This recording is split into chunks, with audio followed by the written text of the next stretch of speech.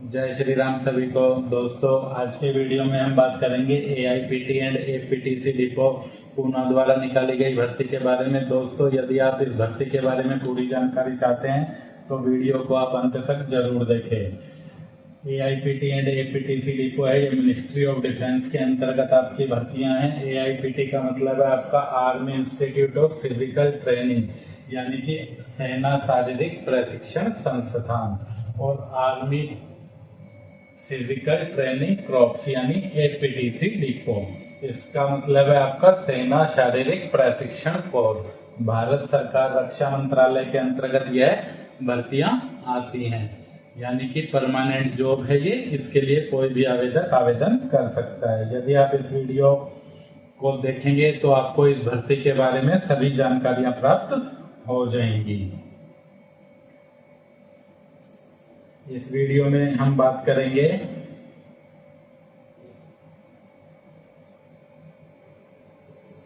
इस फार्म की अंतिम तिथि क्या है। अंतिम तिथि की बात करें तो इस फार्म की अंतिम तिथि आपको जो भरने की है वह आपकी 26 जुलाई 2024 है, यानी कि 26 जुलाई 2024 तक आपका फार्म है जो भी पता है उस पर आपका पहुंच जाना चाहिए। आवेदन किस माध्यम से आपको करना है, तो आवेदन आपको ऑफलाइन माध्यम से यहाँ पर करना है, यानी कि आप ऑनलाइन आवेदन नहीं भर सकते। ऑफलाइन माध्यम से, यानी कि पेन द्वारा आपको फार्म भरकर अपने डॉक्यूमेंट लगाकर भेजना है। किस राज्य के आवेदक आवेदन कर सकते हैं, तो भारत के चाहे आप किसी भी राज्य के निवासी हैं, आप इन पदों पर भर्ती के लिए आवेदन कर सकते हैं, यानी कि अखिल भारतीय आधार पर यह भर्ती निकली है। भर्ती के नोटिफिकेशन देखना चाहते हैं तो भर्ती का नोटिफिकेशन आप हमारे टेलीग्राम चैनल पर देख सकते हैं। टेलीग्राम चैनल पर हम प्रत्येक शनिवार को रोजगार समाचार डालते हैं। रोजगार समाचार में यह विज्ञापन प्रकाशित हुआ है। 29 जून 2024 का रोजगार समाचार आप इस भर्ती के लिए देख सकते हैं, जो कि हमारे टेलीग्राम चैनल पर है।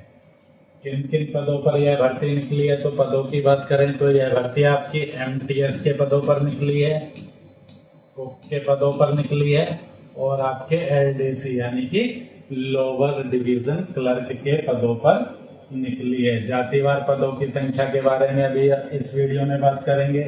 आयु और योग्यता आपकी पद के अनुसार क्या रहेगी वह भी इस वीडियो में आपको बताएंगे। किस पते पर आपको आवेदन भेजना है वह भी आपको बताया जाएगा। माध्यम की बात करें तो आपको यहाँ पर साधारण डाक के माध्यम से आवेदन करना होगा।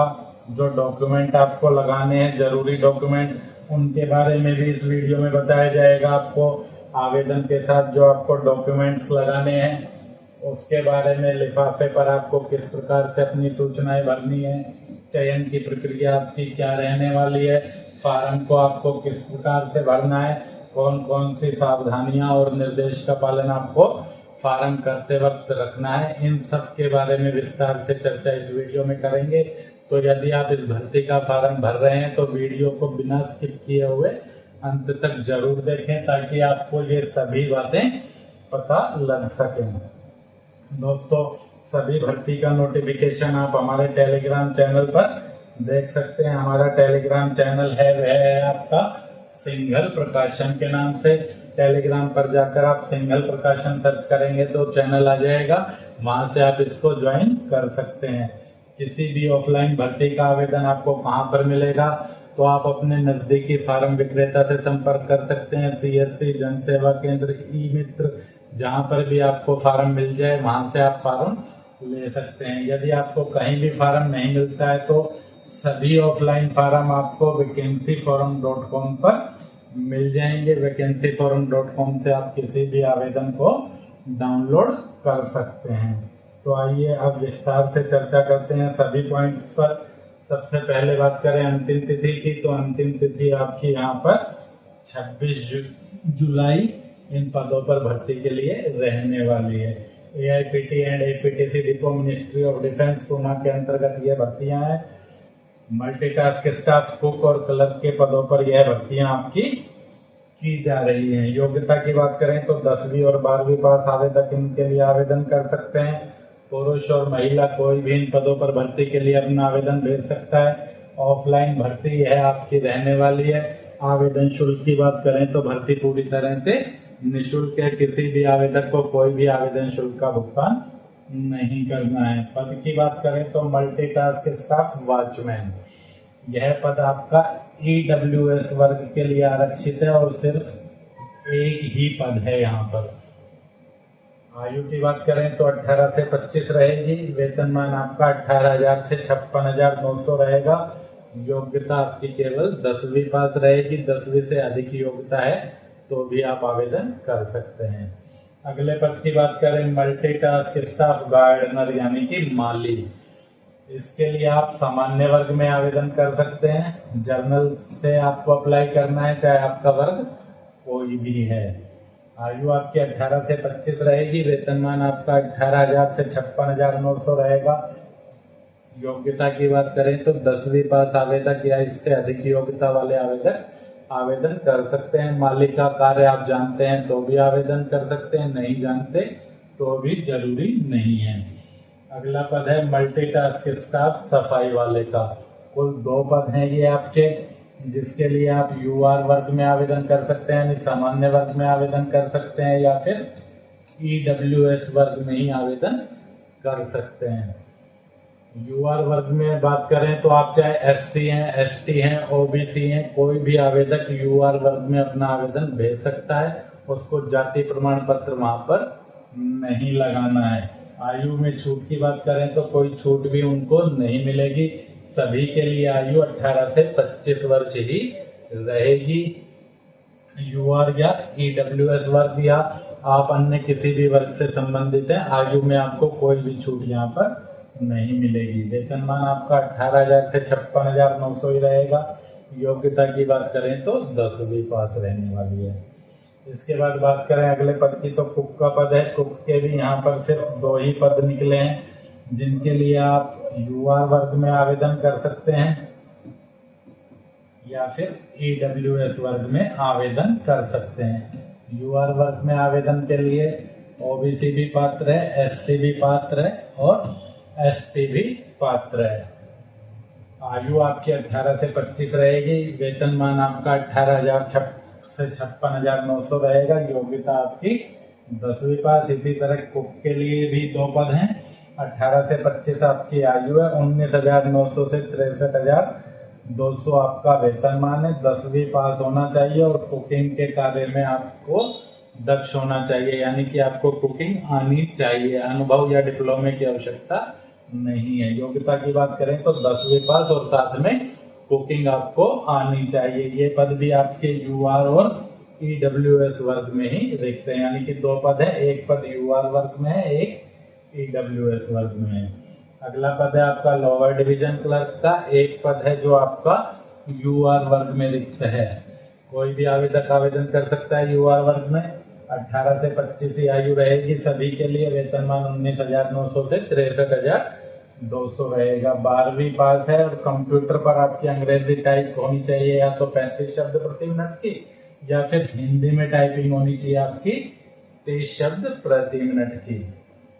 तो दोस्तों, आयु की गणना आपकी जो भी की जाएगी वह अंतिम तिथि के अनुसार की जाएगी। यानी अंतिम तिथि की बात करें तो 26 जुलाई 2024 को आपकी आयु सभी पदों के लिए 18 साल कम से कम होनी चाहिए और 25 साल अधिक से अधिक होनी चाहिए। चाहे आपका जाति वर्ग कुछ भी है, किसी भी वर्ग को यहाँ पर छूट नहीं है, क्योंकि पद आपके हैं वो या तो UR वर्ग में या EWS वर्ग में, और इन वर्ग में आयु की छूट आपको नहीं मिलती है।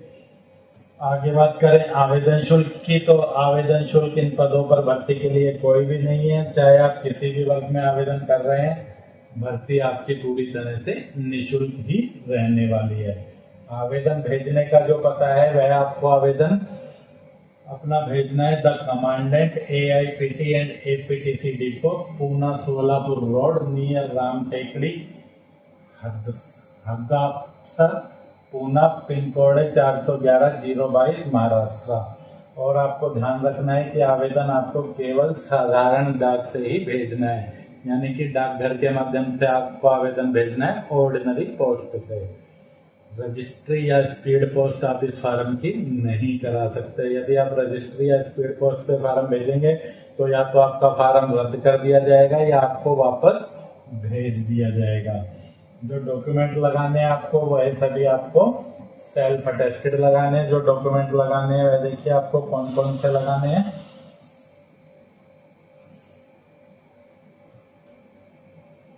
10वीं का सर्टिफिकेट और 12वीं का सर्टिफिकेट। जिन पदों के लिए योग्यता आपकी 10वीं मांगी गई है उनमें आपको 10वीं का प्रमाण पत्र लगाना है। जिस पद के लिए यानी कि क्लर्क के पद के लिए यदि आप आवेदन कर रहे हैं तो आपको 10वीं और 12वीं दोनों के प्रमाण पत्र लगाने जरूरी है। अन्य पदों के लिए आप चाहें तो 12वीं का प्रमाण पत्र लगा सकते हैं, चाहे तो न भी लगाएं, क्योंकि योग्यता उनके लिए सबके लिए 10वीं पास ही है।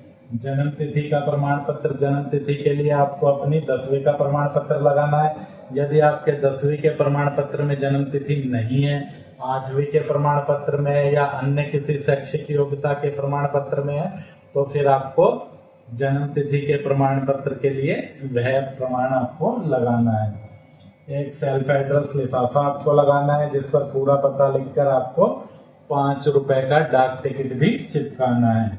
इसके अलावा आगे बात करें तो आपको एक आईडी प्रूफ लगाना है जिसमें आप आधार कार्ड लगा सकते हैं। यदि आपके पास आधार कार्ड नहीं है तो passport, voter card, PAN card, driving licence या अन्य कोई भी सरकारी प्रूफ है जिस पर आपकी फोटो हो, वह कोई भी आप आईडी प्रूफ के रूप में लगा सकते हैं। सबसे अच्छा रहेगा कि आप आधार कार्ड लगा दें। एक एक्स्ट्रा फोटो आपको लगाना है। जैसा फोटोग्राफ आप फार्म पर चिपका रहे हैं उसी फोटोग्राफ की एक प्रति आपको फार्म के साथ भी संलग्न करके भेजनी है और इस फोटो पर पीछे की साइड आपको अपना हस्ताक्षर भी करना है। यह बात आपको ध्यान रखनी है। जाति प्रमाण पत्र की प्रति केवल EWS वर्ग के आवेदकों को भेजनी है। यदि आप SC, ST, OBC हैं तो आपको अपना जाति प्रमाण पत्र नहीं भेजना है। आपको सिर्फ सामान्य वर्ग के पदों के लिए ही आवेदन करना है, जिस कारण से आपको जाति प्रमाण पत्र लगाने की आवश्यकता नहीं है। पद से संबंधित यदि आपके पास कोई अनुभव है, कहीं आपने पहले काम किया है तो आप अनुभव प्रमाण पत्र लगा सकते हैं। नहीं है कोई भी अनुभव तो जरूरी आपका यह नहीं है। इसके बाद बात करें भूतपूर्व सैनिक हैं या आप दिव्यांग यानी फिजिकल हैंडीकैप्ड हैं तो फिर आपको संबंधित प्रमाण पत्र, आपका दिव्यांगता का प्रमाण पत्र है वह लगाना है। भूतपूर्व सैनिक है तो आपको अपने डिस्चार्ज बुक की कॉपी या पहचान पत्र आपको लगा के भेजना है। इसके बाद अगले प्रमाण पत्र की बात करें तो यदि आपका नाम रोजगार कार्यालय में दर्ज है तो आपको रोजगार पंजीयन प्रमाण पत्र की प्रति लगानी है। यदि नाम दर्ज नहीं है या आप नहीं लगाना चाहते तो यह आपका आवश्यक नहीं है। जो लोग सरकारी नौकरी कर रहे हैं और इस पद पर भर्ती होना चाहते हैं तो उनको अपने नियोक्ता से यानी अपने डिपार्टमेंट का जो भी आपका हेड ऑफ डिपार्टमेंट है उससे NOC यानी नो ऑब्जेक्शन सर्टिफिकेट लेकर भी फार्म के साथ लगाकर भेजना है। आवेदन पत्र की बात करें तो जैसा कि आप जानते हैं सभी ऑफलाइन आवेदन पत्र आपको निर्धारित प्रारूप के अनुसार इस वेबसाइट पर मिल जाते हैं, या फिर आप अपने शहर या गांव के फार्म विक्रेता CSC सेंटर, जन सेवा केंद्र, अटल सेवा केंद्र, जहां पर भी आपको फार्म मिलता है वहां से आप ले सकते हैं। यदि आप vacancyforum.com से फार्म लेते हैं तो देखिए जब आप vacancyforum.com खोलेंगे www.vacancyforum.com तो ऑफलाइन फार्म में आपको वहां पर जाना है। ऑफलाइन फार्म में जब आप जाएंगे तो वहां पर आपको नेम ऑफ डिपार्टमेंट और सीरियल नंबर दिखाई देगा जिस पर आपको पूरे फार्म की लिस्ट दिखाई देगी। 1, 2, 3, 4 जितने भी फार्म वहां पर डल रहे होंगे उसका डिपार्टमेंट होगा, उसके पद का नाम होगा, यहाँ पर आपकी योग्यता होगी, उसके बाद आपकी उम्र होगी, अंतिम तिथि होगी, यहाँ पर आपका नोटिफिकेशन लिखा हुआ है। इस नोटिफिकेशन पर यदि आप क्लिक करेंगे तो जो भी सूचना अभी आपने देखी थी वह नोटिफिकेशन आपका निःशुल्क वहां से डाउनलोड हो जाएगा। यदि आप फार्म डाउनलोड करना चाहते हैं तो सबसे लास्ट में आप देख रहे हैं एक चिन्ह बना हुआ है डाउनलोड का, इस पर आपको क्लिक करना है। यहाँ से आपको बाय नाउ का ऑप्शन मिलेगा और इस बाय नाउ पर क्लिक करके आप फार्म निकाल सकते हैं। एक चीज और आपको ध्यान में रखनी है, जैसे इस साइट को आप खोलेंगे तो आपको फार्म है वह लिस्ट में किस प्रकार से ढूंढना है। तो देखिए सभी फार्म है वह आपकी लास्ट डेट के अनुसार यहाँ पर रहेंगे। जैसे सबसे ऊपर है ये 30 सितंबर का फार्म आपको दिखाई दे रहा है, इसके बाद 20 अगस्त का फार्म दिखाई दे रहा है, इसके बाद जुलाई के फार्म है, 16 जुलाई का फार्म है, फिर 15 जुलाई के फार्म होंगे, फिर और डेट कम होती जाएगी, आपका 10 जुलाई का फार्म आएगा। तो जो भी आपकी फार्म की डेट है उसके अनुसार यहाँ पर आपको फार्म मिलेगा। उस डेट तक आप चले जाएं और उसके बाद अपना फार्म आप आसानी से ढूंढ सकते हैं।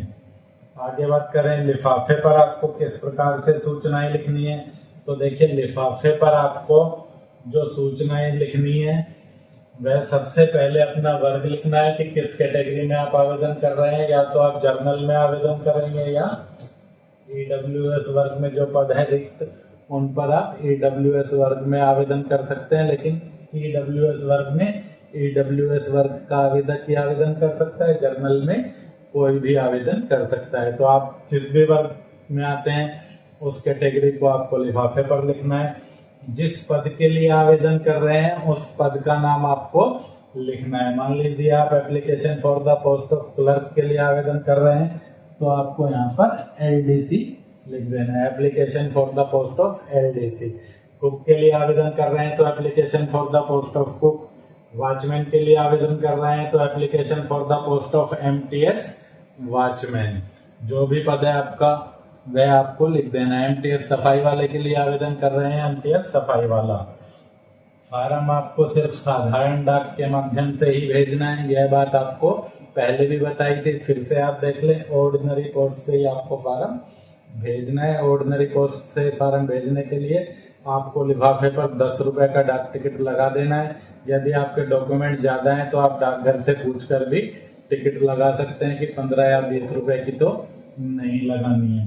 पता है वह आपका है the commandant AIPT and APTC depot, Pune Solapur road near Ram Tekdi Hadapsar, Pune, pin code 411-022 Maharashtra. यह पता आपको स्पष्ट रूप से जैसा दिखाई दे रहा है वैसे लिख देना है। इस पर 10 रुपए का आपको डाक टिकट लगा देना है। यदि आपके 4-5 से ज्यादा डॉक्यूमेंट है तो फिर आप इस पर 15 रुपए का डाक टिकट लगा दें। इसके बाद आपको इस पर अपना फ्रॉम का पता भी, जो आपका खुद का डाक का पता है वह भी लिख देना है। अपना नाम, अपने पिता का नाम, जो भी आपका पूरा एड्रेस है पिन कोड सहित लिखें। साथ में आप अपना इस पर मोबाइल नंबर भी डाल दें। इसके बाद बात करें सेल्फ एड्रेस एनवलप की।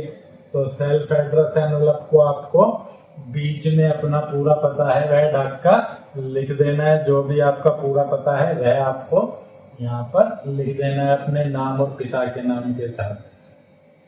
5 रुपए का आपको इस पर टिकट लगा देना है और इसको आपको सबसे लास्ट में लगाना है। पहले आपको अपना भरा हुआ फार्म लगाना है, फिर 10वीं का प्रमाण पत्र, जो भी आप डॉक्यूमेंट लगा रहे हैं उन सबकी कॉपियां आपको लगानी है और सबसे लास्ट में आपको इस लिफाफे को लगा देना है।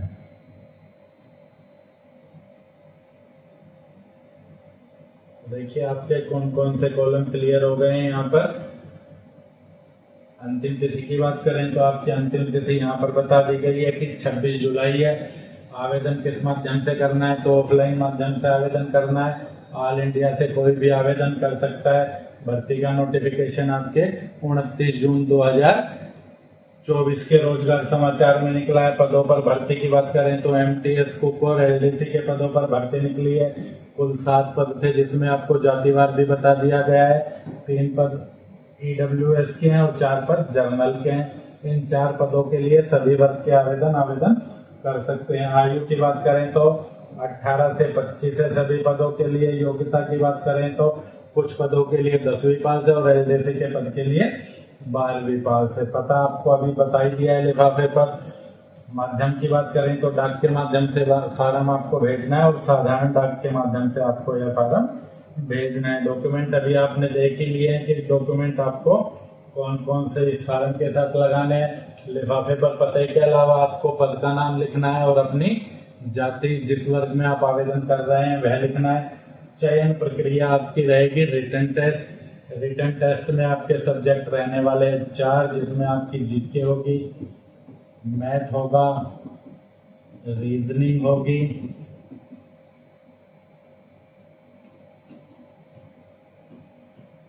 और आपकी इंग्लिश होगी। कुल पेपर है वह आपका यहाँ पर 2 घंटे का रहने वाला है। कुल प्रश्नों की संख्या है वह आपकी यहाँ पर 150 रहेगी और हर एक प्रश्न आपका है वह 1 नंबर का रहेगा, यानी 150 प्रश्न 150 नंबर के ही रहेंगे। जीके के कुल मिला के 50 प्रश्न होंगे और इंग्लिश के भी कुल मिलाकर 50 प्रश्न होंगे।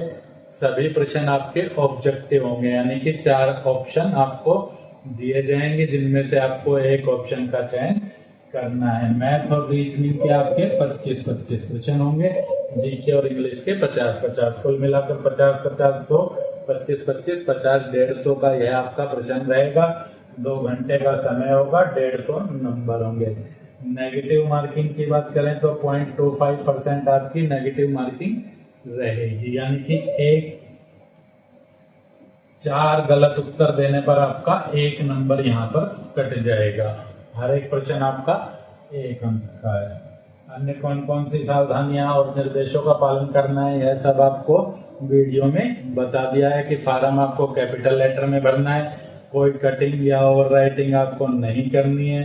लिफाफे पर आपको अपनी पद का नाम, अपनी कैटेगरी सब लिखना है। फार्म के प्रत्येक कॉलम को आपको किस प्रकार से भरना है बस यह बचा है। तो देखिए फार्म आपको किस प्रकार से भरना है वह देख लेते हैं।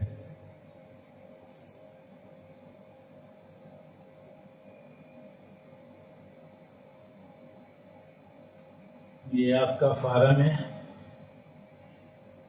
इसमें आपको यहाँ पर अपना एक पासपोर्ट आकार का फोटो चिपकाना है और चिपकाने के बाद अपना हस्ताक्षर उस पर इस प्रकार से करना है कि आधा हस्ताक्षर पेपर पर आए और आधा फोटो पर चला जाए। Application for the post of, जिस भी पद के लिए आप आवेदन कर रहे हैं उस पद का नाम आपको इसमें लिखना है। मान लीजिए आप एमटीएस सफाई वाला के लिए आवेदन कर रहे हैं तो एमटीएस सफाई वाला। एमटीएस सफाई वाले के पद आपके या तो यूआर वर्ग में दिखते हैं या ईडब्ल्यूएस वर्ग में, तो ईडब्ल्यूएस है तो ईडब्ल्यूएस लिखें, वरना फिर आपको यहाँ पर कैटेगरी में यूआर लिखना है। न्यूज़पेपर का नाम बात करें तो एम्प्लॉयमेंट न्यूज यहाँ पर लिखा हुआ है ऑलरेडी। एडवर्टाइजमेंट नंबर की बात करें तो वह भी यहाँ पर फिल है।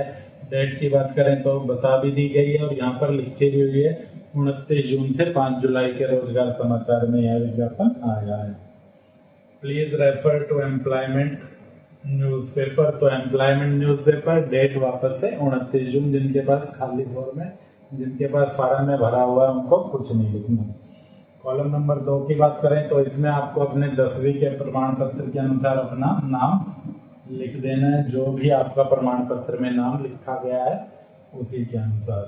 कॉलम नंबर 3 में आपको अपने पिता का नाम लिखना है। कॉलम नंबर 4 की बात करें तो पुरुष है तो मेल लिखना है, महिला है तो इसमें आपको फीमेल लिखना है। कॉलम नंबर 5 की बात करें तो इसमें आपको 10वीं के प्रमाण पत्र के अनुसार अपनी डेट ऑफ बर्थ लिख देनी है।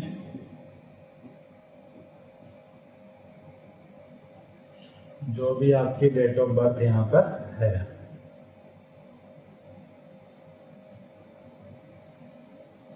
इसके बाद आगे बात करें 6 नंबर कॉलम की, तो अंतिम तिथि के अनुसार आपकी आयु है वह कितने साल, कितने महीने और कितने दिन हो गई है वह गणना करके आपको लिख देनी है कि आपकी आयु 23 साल 10 महीने 2 दिन है, जो भी आपकी आयु बन रही है। 25 साल से ज्यादा आपकी आयु यहाँ पर नहीं होनी चाहिए। मैरिटल स्टेटस की बात करें तो जो आवेदक मैरिड हैं वह इसमें मैरिड लिखेंगे, जो आवेदक अनमैरिड अविवाहित है वह इसमें अनमैरिड लिखेंगे। नेशनलिटी की बात करें तो इसमें सभी को इंडियन ही लिखना है। रिलीजन, कास्ट, सब कास्ट। रिलीजन जो भी आपका है, हिंदू है, मुस्लिम है, क्रिश्चियन है, जो भी आपका रिलीजन है वह आपको लिखना है। अपनी कास्ट लिखनी है और अपनी सब कास्ट जो भी आपकी है वह लिख देनी है। कॉलम नंबर 10 की बात करें तो इसमें आपको 10वीं का बोर्ड, जो भी आपका बोर्ड रहा है 10वीं में,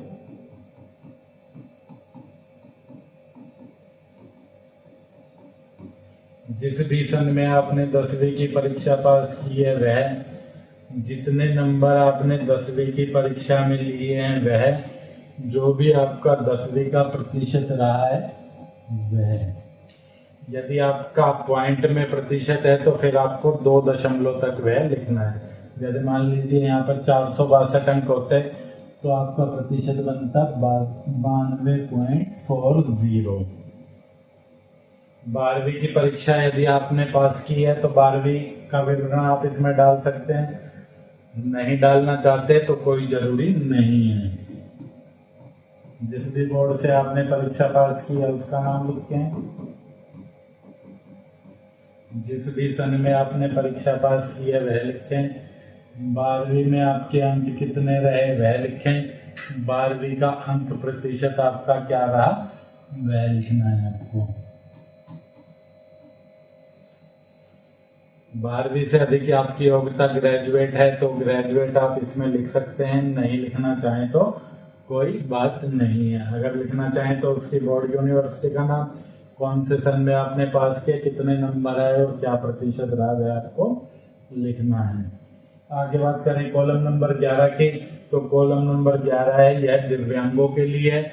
यदि आप दिव्यांग वर्ग में आवेदन कर रहे हैं तो आपको इसको भरना है, वरना आपको इसमें यहीं पर नो लिख देना है। यदि आप भर रहे हैं तो फिर आपको टाइप ऑफ डिसेबिलिटी लिखनी है कि किस टाइप की आपकी डिसेबिलिटी है और आपका परसेंटेज ऑफ डिसेबिलिटी क्या है। 50% है, 65% है, वो आपको आपके दिव्यांगता का जो प्रमाण पत्र है उसमें मिल जाएगा, वहां से देख के आप लिख सकते हैं। एक्सपीरियंस, यदि आपके पास पद से संबंधित कोई अनुभव है तो उसका विवरण डालना है। यदि आपके पास अनुभव नहीं है तो इसमें आपको फ्रेशर लिख देना है या नॉट एप्लीकेबल, कुछ भी आप लिख सकते हैं। या तो फ्रेशर लिख दें या फिर आप इसमें नॉट एप्लीकेबल लिख दें, क्योंकि किसी भी पद के लिए कोई अनुभव यहाँ पर नहीं मांगा गया है। Choice option for typing for LDC only, जो भी आवेदक क्लर्क के लिए आवेदन कर रहे हैं उनको अपने टाइपिंग की चॉइस देनी है कि वो हिंदी में टाइपिंग देना चाहते हैं या इंग्लिश में। यदि हिंदी में देना चाहते हैं तो हिंदी लिख दें, इंग्लिश में देना चाहते हैं तो इंग्लिश लिख दें। पेपर है वो आपका हिंदी और इंग्लिश दोनों में ही रहेगा, चाहे आप हिंदी की टाइपिंग लिखें चाहे इंग्लिश की टाइपिंग लिखें। एम्प्लॉयमेंट रजिस्ट्रेशन कार्ड नंबर, जिन भी आवेदकों ने रोजगार कार्यालय में नाम दर्ज कराया है तो उसका पंजीकरण नंबर लिखना है, उसकी डेट लिखनी है और किस जिले में आपका नाम दर्ज है वह लिखना है। यदि आप लिख रहे हैं तो फिर आपको रोजगार पंजीयन प्रमाण पत्र की प्रति भी साथ में लगानी है, वरना आपको इसमें नॉट एप्लीकेबल लिख देना है। Address for communication with pin code, अपने पूरे डाक का पता लिखना है आपको पिन कोड के साथ, जो भी आपका पूरा पता है। अपना मोबाइल नंबर लिखें स्पष्ट रूप से और अपनी ईमेल आईडी आपको इसमें लिख देनी है। उसके बाद आई श्री श्रीमती कुमारी, यहाँ पर आपको अपना नाम लिखना है, जो भी आपका नाम 10वीं के प्रमाण पत्र में है वह पूरा क्लियर रूप से आपको लिखना है। उसके बाद आगे चलें तो सिर्फ आपको प्लेस और डेट, प्लेस में आपको अपने गांव शहर का नाम लिखना है जहाँ पर आप रहते हैं। डेट में जिस भी तिथि को आप फॉर्म भर रहे हैं उस तिथि का आपको उल्लेख करना है और यहाँ पर आपको अपना हस्ताक्षर कर देना है। हस्ताक्षर आपको अंग्रेजी के कैपिटल लेटर में नहीं करना है, ये बात भी आपको ध्यान में रखनी है। फॉर्म के सभी कॉलम आपको अंग्रेजी के कैपिटल लेटर में बिना किसी प्रकार की कटिंग या ओवर राइटिंग के ही भरने हैं, ये बात भी आपको ध्यान में रखनी है। तो दोस्तों वीडियो को अंत तक देखने के बाद शायद ही आपका कोई भी डाउट रहा होगा, लेकिन फिर भी यदि आपका कोई डाउट है तो आप हमें कमेंट सेक्शन में कमेंट करके पूछ सकते हैं। यदि आपका प्रश्न सही हुआ तो आपके कमेंट का उत्तर दिया जाएगा। यदि आप फालतू का कोई कमेंट करते हैं तो फिर उम्मीद मत करना कि आपके कमेंट की कोई रिप्लाई यहाँ पर आने वाली है। मिलते हैं जल्दी अगली वीडियो में। जय हिंद, जय भारत।